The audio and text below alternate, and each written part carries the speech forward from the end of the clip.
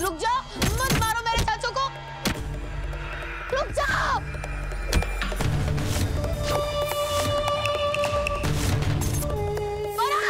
हाँ, मेरे चाचू को मत मारो प्लीज, रोको इन्हें। नहीं मारूं, तुम बोलोगे तो छोड़ दूंगा मैं इन्हें। अगर बदले में मुझे क्या मिलेगा? तुम जो बोलोगे मैं करूंगी, चाचू को कुछ मत करना प्लीज। अगर तुम इस बुड्ढे को सच में बचाना चाहती हो ना, तुम्हें मेरा एक काम करना होगा।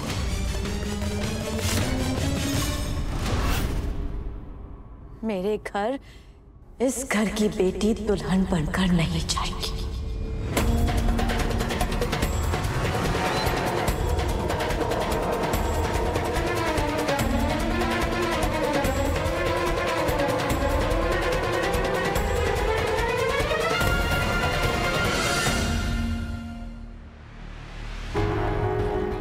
ये क्या हो रहा है यहाँ?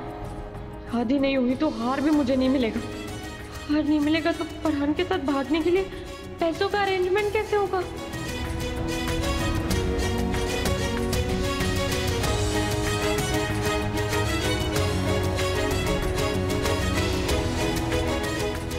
कायनात, जज्बात में आकर फिजूल के फैसले मत करो।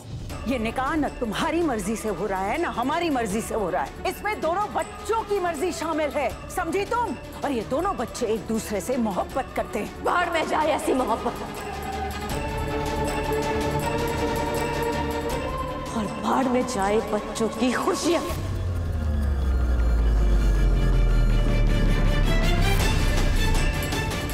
मैंने तय कर लिया है, मन्नत और सुभान का निकाह हरगिज़ नहीं होगा।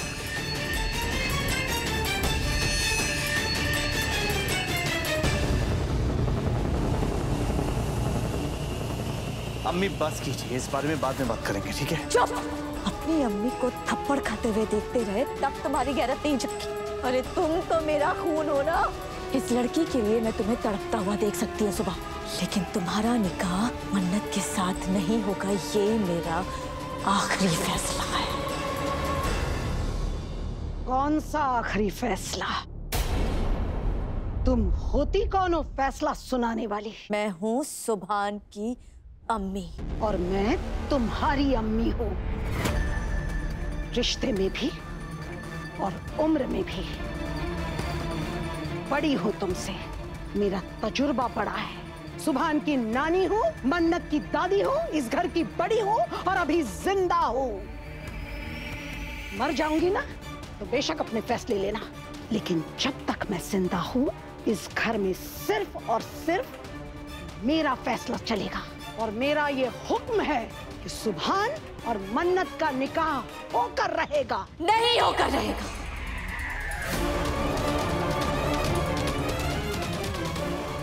आप चाहे एड़ी चोटी का जोर लगा लें अम्मी, लेकिन मन्नत और सुभान का निकाह नहीं होगा, और यही मेरा आखिरी फैसला है। होगा तुम्हारा फैसला तो अहमियत कौन देता है? यहाँ पर सिर्फ मेरा हुक्म चलेगा। मेरी भी जिद है, सुभान और मन्नत का निकाह होकर रहेगा, चाहे तुम्हारी गैर मौजूदगी में ये निकाह मुकम्मल क्यों ना करना पड़े।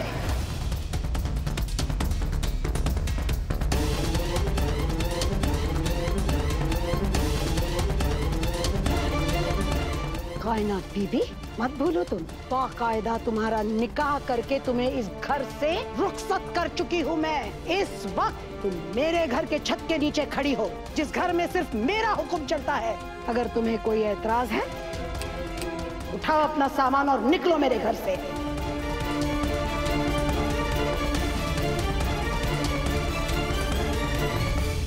मगर मेरे नवासे के साथ मेरी पोती का निकाह होकर रहेगा। ठीक है हिना बेगम, मुबारक हो आपको आपका घर, आपका नवासा और आपकी पोती।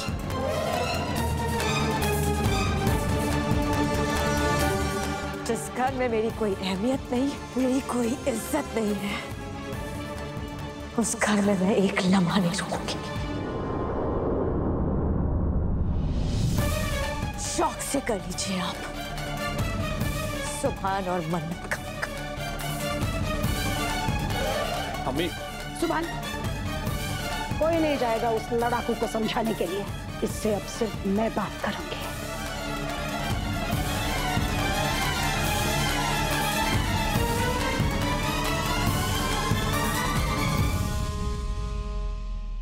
पता नहीं अब क्या होगा, जो भी करना है फटाफट करना होगा।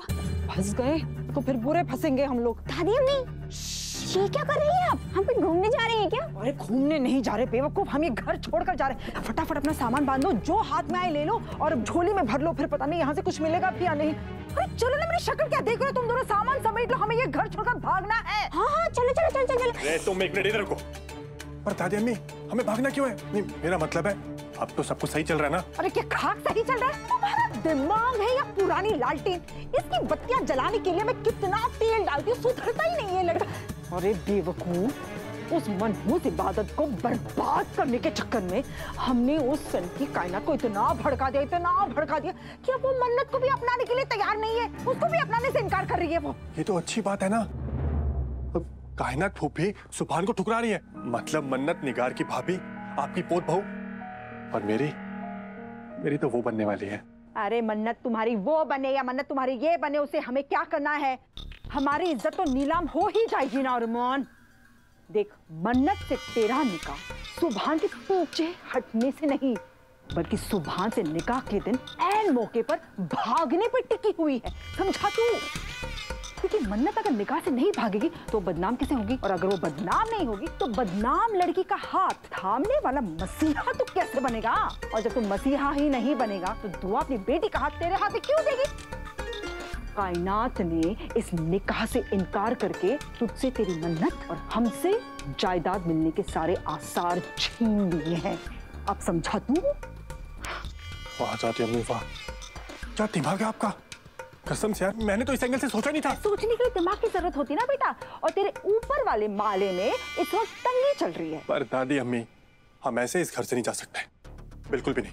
हमें इसी घर में रह के अपना हक हासिल करना ही होगा। बात तो सही बोली है इसने, मतलब तेरा ऊपर वाला माला ठीक है, बड़ा तेज लड़का है। दादी अम्मी, हमारा दाव उल्टा हम ही पर पड़ चुका है, इसलिए अब हमें जो भी करना है सोच समझ के करना है। समझ गया दादी अम्मी, समझ गया। चाचू, रुक जाओ, मत मारो मेरे चाचू को। रुक जाओ।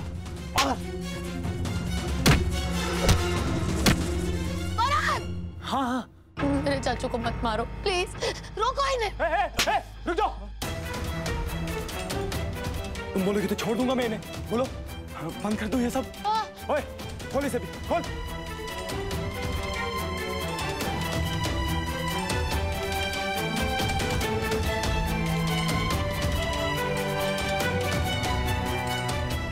मगर बदले में मुझे क्या मिलेगा? हाँ?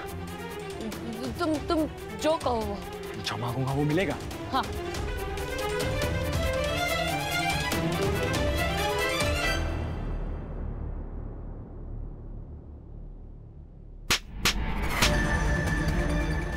इबादत मेरे बेटे की बेटी है, उसके खून को गाली देकर तुम मुझे गाली दोगी? इबादत हैदर भाई की बेटी है, लेकिन उसकी रगों में वो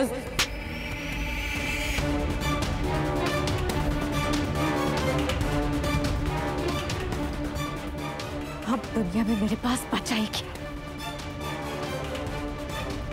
एक भाई था जिसे खुदा ने पहले ही छीन लिया, अब्बू गुजर गए, और एक अम्मी थी जिसे मेरी परवाह थी, लेकिन आज थप्पड़ों की बारिश करके उन्होंने सबके सामने मुझे रुस्वा कर दिया। इतनी बेइज्जती के बाद अब चाहे कुछ भी हो जाए, मैं इस घर में एक लम्हा नहीं रुकूंगी। कायनात,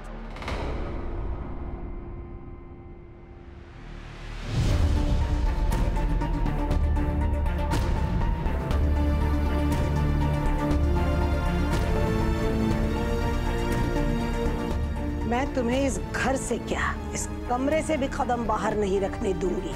अजीब लोग भरे पड़े इस घर के अंदर, पहले बेइज्जत करते हैं, फिर अगर इंसान घर से जाना चाहे तो उसके साथ हमदर्दी का नाटक करके उसे रोक लेते हैं। आप चाहे कुछ भी कर लीजिए अम्मी, इतनी बेइज्जती के बाद मैं इस घर में नहीं रुकूंगी। बस, 2 बच्चों की अम्मी हो, बेटे तुम्हारे बड़े हो गए, लेकिन अक्ल अभी तक नहीं आई तुम्हें। अम्मी हूं ना तुम्हारी, मेरा थप्पड़ तुम्हें बेइज्जती लगा, मेरा जुल्म दिखाई दिया, उसके पीछे की वजह नहीं समझी? कैसी वजह? आज अगर तुम सुभान और मन्नत का रिश्ता तोड़ देती ना, तो तुम दुआ से हार जाती। और मैं तुम्हें हारता हुआ नहीं देख सकती मेरी जान, इसीलिए थप्पड़ मारा। आज अगर ये रिश्ता टूट जाता ना, तो दुआ का कोई नुकसान नहीं होता, नुकसान सिर्फ तुम्हारा होता और सारे किए कराए पर पानी फिर जाता। आप कहना क्या चाहती है? मेरी समझ में कुछ नहीं आ रहा है अम्मी। यही तो बात है ना मेरी जान, बात बिल्कुल सीधी है, लेकिन जब तुम गुस्से में पागल हो जाती हो ना, तो तुम्हारी अकल घास चरने जाती है। क्या कहा था तुमने मुझसे? क्यों करना चाहती हो मन्नत और सुभान का निकाह? क्यों?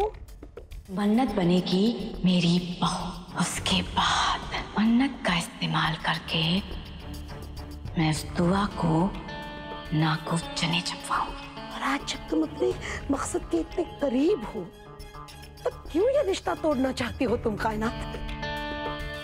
बचपन से तुम्हारी ये आदत रही है, जब गुस्सा तुम पे हावी हो जाता है ना, तो अपना मकसद भूल जाती हो तुम, इसीलिए एक थप्पड़ मारना पड़ा तुम्हें। आप सही बोल रही हैं। चाहे कुछ भी हो जाए, गुस्से में आकर इंसान को अपना मकसद नहीं भूलना चाहिए।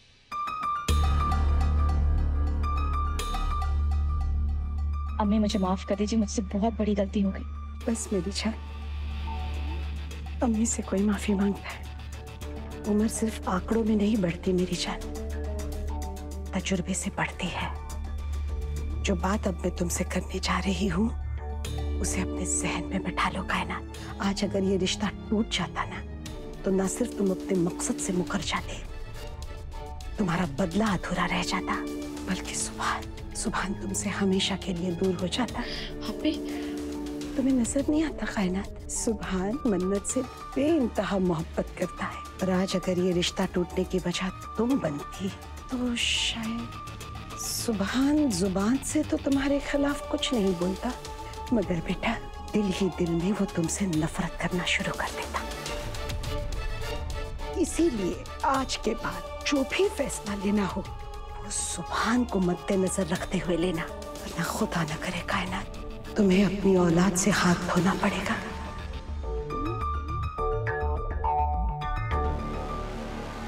मैं जो बोलूंगा वो करोगी? हाँ? तुम जो बोलोगे मैं करूंगी। चाचू को कुछ मत करना प्लीज। अगर तुम इस बुड्ढे को सच में बचाना चाहती हो ना, तो आओ और मेरे कदमों में आके अपनी नाक रगड़ो।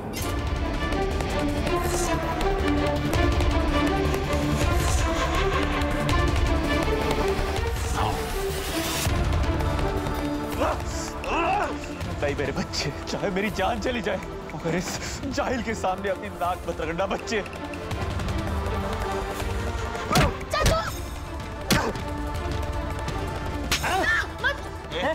पिछाड़। हाँ, मुझे कोई दिक्कत नहीं है भाई, कोई बात नहीं। मैं इसे मारूंगा नहीं, मैं इसे जान से मार दूंगा, चलेगा? नहीं। लगा चाकू इसकी गर्दन पे।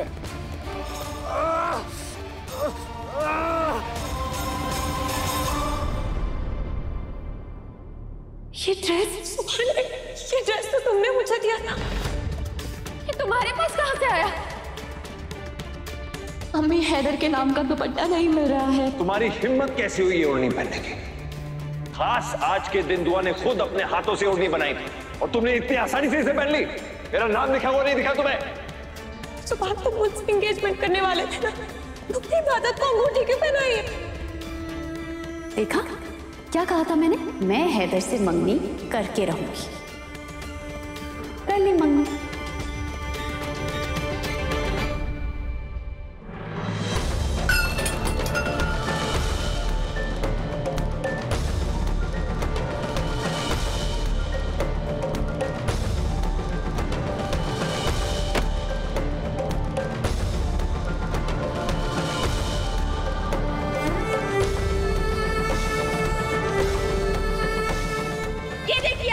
ये देखिए इसने क्या किया है। इबादत के हाथ पर सुभान का नाम।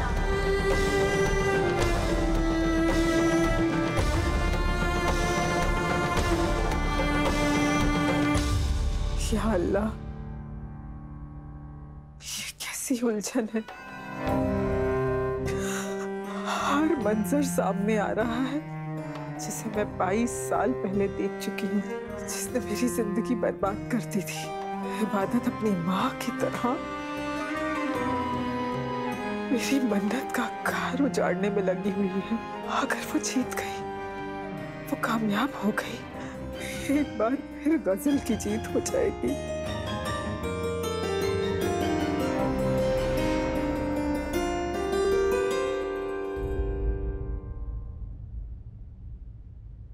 अम्मी, ये आंसू कमजोरी की निशानी होते हैं दुआ, और मेरी बेटी कमजोर नहीं है। इन आंसुओं को पोंछ दे, ये तेरी बहादुरी पर धब्बा लगते हैं। इन आंसुओं को मन्नत की रुखसती के वक्त बहाना, और दुआ कायनात की बातों को इस तरह से दिल पर लेकर मत बैठ। वो तो खाने में नमक ज्यादा हो तो चिल्लाती है, खाने में नमक कम हो तो सारा घर सर पर उठा लेती है। चित भी उसकी, पट भी उसकी। वो तो किसी भी तरह मुतमईन नहीं होती है। कायनात की बातें मेरे लिए कोई मायने नहीं रखती हैं अम्मी। मैं तो उसके बारे में सोच के रो रही हूँ जिसे मैंने बड़ी मुश्किल से अपने दिल में जगह दी थी। लेकिन अम्मी, उसने भी वही किया जो उसकी माँ की फितरत में था। अम्मी, आप तो कहा करती थी ना कि अगर इंसान को अच्छी परवरिश दो तो उसकी फितरत बदल जाती है। फिर इबादत ने मन्नत के साथ ऐसा क्यों किया अम्मी? मैंने उसे बचपन से सिखाया था कि खुदगर्जी सबसे बड़ी बीमारी है। क्यों उसने मुझसे सुभान की बात छुपाई? क्यों उसने मन्नत को धोखा दिया? दुआ, इंसान तो गलतियों का पुतला होता है। तूने इबादत की एक गलती की वजह से उसकी इतनी सारी नेकियों को नजरअंदाज कर दिया। अम्मी, ये नाइंसाफी है।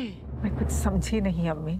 इबादत सुभान से मोहब्बत करती है। हो सकता है कि इस एक तरफा मोहब्बत में थोड़ा बहक कर गलती कर बैठी, मगर ये मत भूल कि इबादत ने अपने फर्ज के आगे अपनी मोहब्बत को सर नहीं उठाने दिया।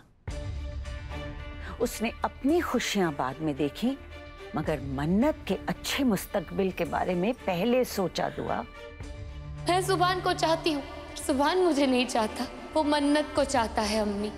मन्नत उसकी आरज़ू है, उसका जुनून है, उसकी जिंदगी है। इसीलिए मैंने अपनी जिंदगी का मकसद सुभान को हासिल करना नहीं बनाया। मन्नत और सुभान को एक करना ही मेरी जिंदगी का मकसद है। सुभान से शादी करने के लिए मन्नत को उसी ने राजी किया ना, और न सिर्फ मन्नत, पूरे खानदान को इबादत ने राजी किया। आपने मेरी वजह से सुभान को सबके सामने इजाजत नहीं दी थी ना। प्लीज आपका डिसीजन चेंज कर दीजिए। आप अभी कभी कायनात फूफी के पास जाइए, उनसे बात कीजिए और मन्नत और सुभान के रिश्ते को वापस जोड़ दीजिए। अम्मी, अम्मी प्लीज सुभान को मन्नत के लिए एक्सेप्ट कर लीजिए। तो इससे यही पता चलता है ना कि इबादत ने सुभान से मोहब्बत करने की गलती जरूर की, मगर मन्नत के लिए उसकी नीयत एकदम साफ है।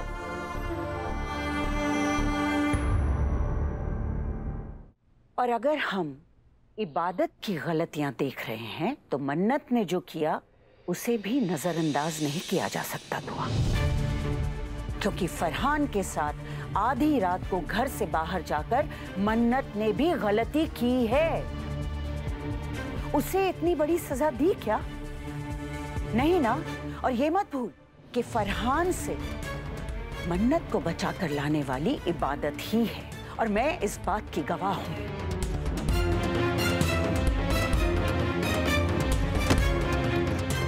मेरी बहन को बर्बाद करना चाह रहा था ना, सारे वीडियोस डिलीट कर दिए हैं मैंने। तेरे सारे मंसूबों पे पानी फेर दिया है। अब क्या करेगा तू? हाँ, इबादत तेरी तरबियत के साए में बड़ी हुई है। दुआ, उसने गलती इसलिए नहीं की कि वो गजल की बेटी है। उससे गलती इसलिए हो गई क्योंकि वो नादान है, और बच्चों से तो नादानियां होती ही है ना। तो एक बार इबादत को गजल की बेटी नहीं अपनी बेटी समझकर सोच। उसे तेरी तरबियत मिली है, तेरी तरबियत के साए में वो बड़ी हुई है। वो तो किसी गैर का भी बुरा नहीं चाह सकती। फिर मन्नत तो उसकी अपनी बहन है। वो मर जाएगी लेकिन मन्नत के साथ कभी कुछ गलत नहीं करेगी। दुआ, उस बच्ची ने तेरे सीने से लगने के लिए, तेरी मोहब्बत के लिए खुदा से बहुत दुआएं मांगी हैं। पर अब जब उसे तेरी तवज्जो नसीब हो रही है तो ये गलती की वजह से उसे गैर मत कर। रुक जाओ, रुक। आगे नहीं बढ़ेगा। रुको, छोड़ दो, चाचू को छोड़ दो। इबादत, इसे रहम की भीख मत मांगो। इबादत, तुम मेरे हैदर भाई की बेटी हो, मेरा अभिमान हो। इबादत, मैं अपनी जान गंवा सकता हूँ मगर अपनी भतीजी का मान सम्मान नहीं गंवा सकता। बुड्ढे, तू तो गया अब। चाचू, रुक जाओ, रोको फरहान, रोको। मैं नखरा करने के लिए तैयार हूँ, रोको इन्हें। रुक जाओ। ये इबादत इस घटिया, गलीच और कमीने इंसान के पाँव में नाक रगड़ने वाली है।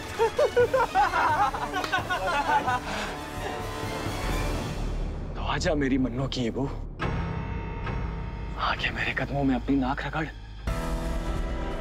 आजा।